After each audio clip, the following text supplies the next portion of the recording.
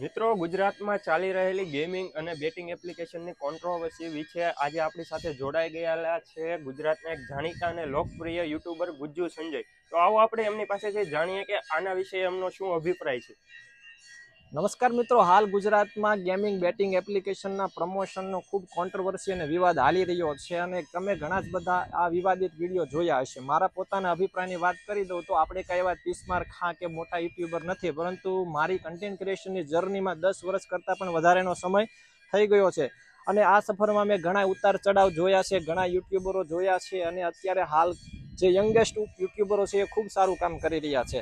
અત્યારે હું મારો પોઈન્ટ ઓફ વ્યૂ એવો નથી કે આ જે પ્રમોશન કરી રહ્યા છે તમામ લોકો ખોટા છે અને ખોટો સાબિત કરવા માટે અત્યારે આ વાત કરી જ નથી રહ્યા, પણ હું એવું માનું છું કે તેમને કંઈક ને કંઈક જે માહિતીનો અભાવ, એમને ખ્યાલ ન હોય અને અજાણતા આ પ્રકારના પ્રમોશન કરી રહ્યા હોય તો નો ડાઉટ એ એમની ભૂલ નથી, એ હજી પણ પાછા વળી શકે છે. પણ જે લોકો જાણી જોઈને માત્ર પૈસાના લોભ માટે આ પ્રકારની ગેમિંગ અને બેટિંગ એપ્લિકેશનનું પ્રમોશન કરે છે, તેનાથી યુવા વર્ગને કંઈક ને કંઈક અંશે ઘણું જ મોટું નુકસાન થઈ રહ્યું છે. કેવી રીતે નુકસાન થઈ રહ્યું છે આપને જણાવી દઉં કે આ પ્રકારનું જે તેમનું ફ્રેન્ડ ફોલોઈંગ હોય છે તેમાં 18 વર્ષથી નાના પણ હોય છે બાળકો. તો આ બાળકોને તે લોકો એવું કહે છે કે અમે આ ગેમ રમીને એટલા હજાર ને એટલા લાખ કમાયા. તો ક્યાંક ને ક્યાંક અંશે આજ પૈસા કમાવા માટે યુવા એક તરફ મારી રહ્યો છે. હવે તેમની આ વાત ઉપર તેમને 100% ટ્રસ્ટ હોય છે, તેમના હાર્ડકોર ફોલોવર હોય છે. તો હવે એ ગેમમાં એ પૈસા ઇન્વેસ્ટ કરવા માટે એ કોઈ ને કોઈ રીતે વ્યવસ્થા કરશે. કેવી રીતે વ્યવસ્થા કરશે એ તો આપણે બધા સમજીએ છીએ.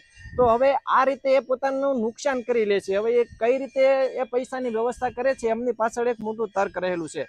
બસ મિત્રો, તમને હું જણાવી દઉં કે મારી આ કન્ટેન્ટ ક્રિએશન જર્નીમાં આજ બી તમે મારું બિઝનેસ ઈમેલ જોશો ને તો ગેમિંગ અને બેટિંગ એપ્લિકેશનના પ્રમોશનથી ભરેલું છે. મેં આજ દિન સુધી તેમને રિપ્લાય નથી આપ્યો. આ આપણી તમામની નૈતિક જવાબદારી છે. આમાં બધા જ કન્ટેન્ટ ક્રિએટરોનો એક એવો પોઈન્ટ ઓફ વ્યૂ હોય છે કે ભાઈ એક મોટા ક્રિકેટર આનું પ્રમોશન કરે છે, એક સારા એવા કલાકાર આમનું પ્રમોશન કરે છે, તો અમનારો શું વાંક.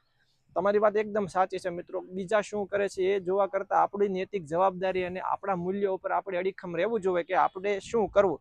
બાકી બીજાની ઉપર બીજા શું કરે છે એવું વિચારવામાં જો આપણી નૈતિક જવાબદારી ભૂલી જઈએ તો તેનાથી મોટી ભૂલ આપણી બીજી કોઈ હોય જ ન શકે. બસ આ મારો પોઈન્ટ ઓફ વ્યૂ છે. બાકી તમારો અભિપ્રાય આ વિવાદિત જે અત્યારે વાત હાલી રહી છે તેમની વિશે જે કાંઈ હોય એ જણાવી દેજો કોમેન્ટમાં.